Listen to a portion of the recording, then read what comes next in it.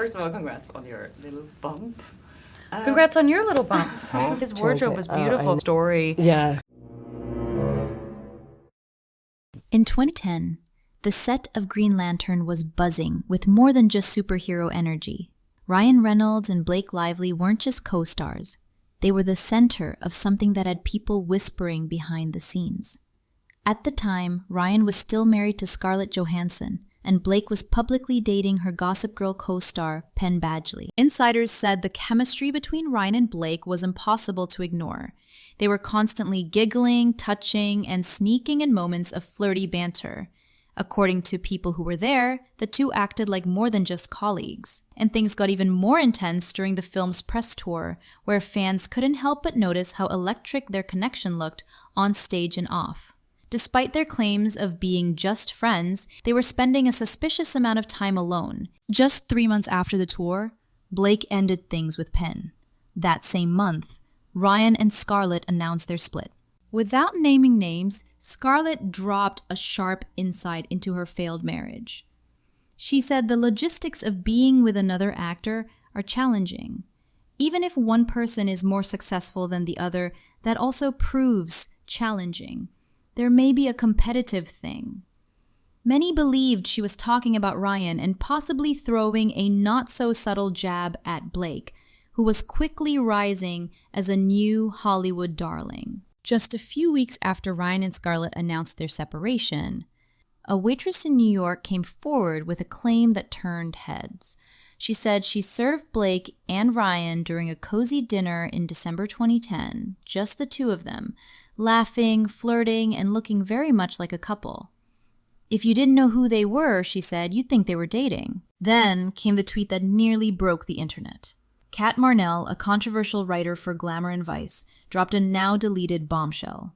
She claimed Ryan and Blake hooked up while he was still married to Scarlett, holed up in a New Orleans hotel during the filming of Green Lantern. And as if that wasn't enough, there were whispers that Scarlett and Blake had a quiet but intense rivalry ever since. No public call-outs, no dramatic headlines, but insiders claim they went out of their way to avoid each other. Industry sources say there's been lingering tension for years, and many believe it all traces back to that rumored betrayal. But Scarlett wasn't the only one with problems. Blake had drama brewing on more than one set. On screen, Blake Lively and Anna Kendrick played best friends tangled in mystery and secrets in A Simple Favor. But off-screen, things didn't seem nearly as friendly. Rumors of tension began almost immediately during the 2017 shoot. At first, it was subtle, awkward interviews, strange body language, and long silences during press events. Then, things started surfacing from behind the scenes. According to a podcast host who spoke to someone on set, Blake and Anna weren't just cold. They were actively avoiding each other. Studio execs allegedly had to step in and ask them to pretend to be friendly during the promo tour. That's how bad it had gotten. And thought she seemed nice, and little did I know. Yeah. But one moment said more than any rumor ever could. What was the most challenging role you've ever played?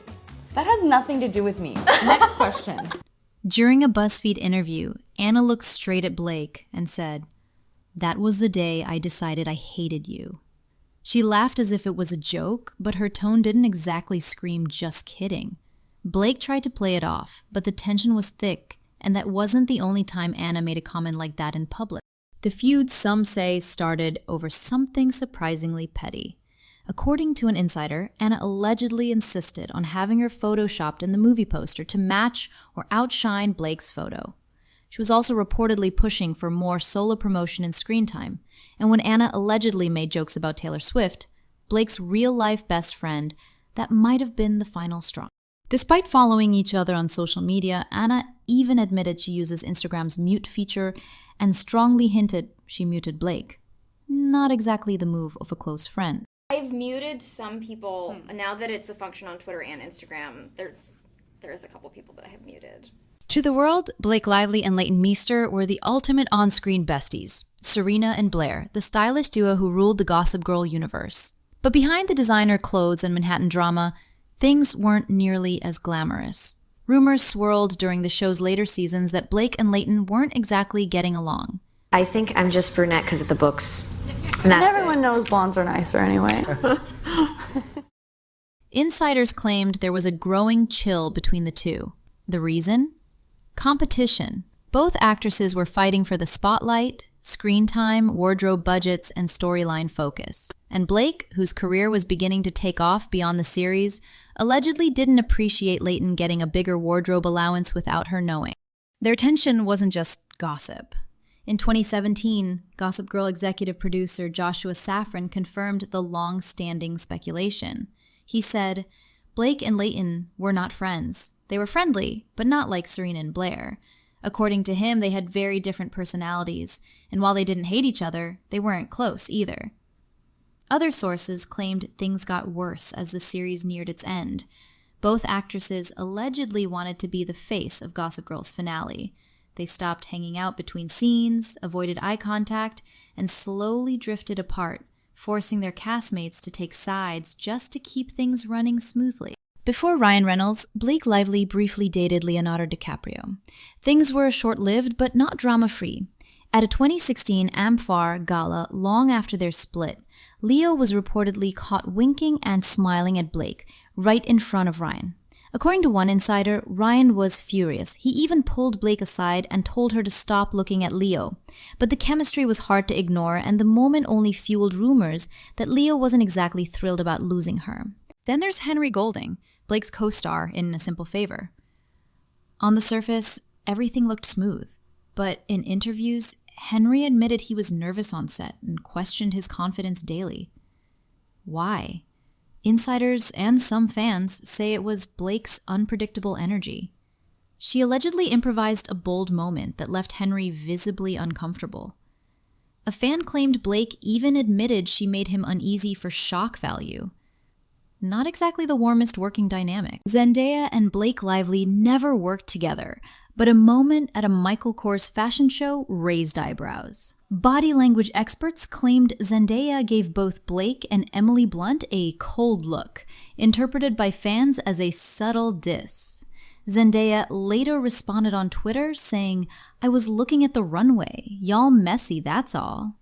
Was it a misunderstanding or a silent shade? Brandon Sklenar, who played Blake's love interest It Ends With Us, made headlines for an awkward interview moment. When asked what helped him fall for Blake's character, he dodged the question entirely. Blake pressed him to answer, laughing it off. But instead of flattering her, he joked that he preferred rehearsing with a mirror. In late 2024, the buzz around It Ends With Us took an unexpected turn, right into the courtroom. Officially billed as a dark, powerful romance, it became the stage for a real-world legal war between Justin Baldoni, the film's director and co-star, and his leading lady, Blake Lively. This all started with a tense complaint filed by Blake on December 20th, 2024, through the California Civil Rights Department. She alleged a hostile work environment, accusing Baldoni of misconduct, fear tactics, and even retaliatory behavior after she spoke up. Specifically, she noted unwelcome kissing, intrusive behavior in her makeup trailer while getting ready, and team members being punished after she asked for changes. The moment they asked for it, Columbia Pictures, or more precisely, Sony Wayfarer Studios, responded with interest. Soon after, the New York Times dropped a bombshell expose, claiming Baldoni had hired a crisis PR crew to hush Blake once she spoke up. The headline was clear. Tension on set escalated into alleged manipulation and workplace toxicity. Baldoni answered with a scorcher of his own, a $400 million countersuit, filed on January 16, 2025, naming Blake, Ryan Reynolds, and publicist Leslie Sloan. He accused Blake's team of defamation, extortion, even conspiracy with media outlets like the New York Times. But it didn't stop there. Baldoni didn't just sue, he escalated. He launched a separate $250 million lawsuit against the New York Times, accusing them of publishing a damaging one-sided story. Then things got messy. Baldoni's team subpoenaed Taylor Swift, alleging she influenced a scandal, but the court and Swift swiftly shut it down. Still, in a surprising twist, Judge Louis Lyman recently ruled that Baldoni could access private texts between Blake and Swift, reasoning they might hold relevant evidence. That ruling alone sparked rumors Swift has since distanced herself from Blake.